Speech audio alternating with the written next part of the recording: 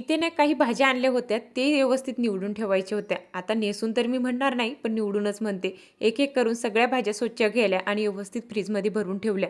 आता जसं लागलं तसं आपल्याला घेता येते आणि एक हफ्त्याभर टेन्शन नसतो. सगळ्या भाज्या क्लीन झाल्यावर लगेच स्वयंपाकाची तयारीसुद्धा करायची होती. आता मला पुरी भाजी करायची होती. का तर खूप दिवस झाले बनवलीच नव्हती. म्हटलं चला आज बनवते पण आणि निम्मत होता, की मम्मी आले म्हणून. ते एकटे कुठं खाताय हो? आपण पण त्याच्यासोबत खातोच ना. आणि तेलकट आमच्या घरात कधीतरी बनतोय, जास्त करून आम्ही करत नाही आणि माझ्या बाळाला हे प्रचंड आवडते, तरी पण आम्ही जास्त करत नाही. का तर तो एकटाच खातो आणि आम्ही दोघं अजिबात तेलकट खात नाही. त्याला पण जमत नाही आणि मला पण. तिथे बटाटे उकडायला टाकून दिले आणि जो किराणा राहिला होता भरून ठेवायचा, तो सुद्धा व्यवस्थित डब्यामध्ये भरून ठेवलं. जितकं लागतं तितकंच वरती ठेवते, बाकीचं व्यवस्थित डब्यामध्ये पॅक करून ठेवते. इथे ना म्हटलं चला आता दुसरं सुद्धा तयार करायचं होतं. भजीचं पीठ मळायचं होतं, म्हटलं तेच भिजवून ठेवते. बटाटे सुद्धा उकडलेले होते, साल काढून ठेवून दिली.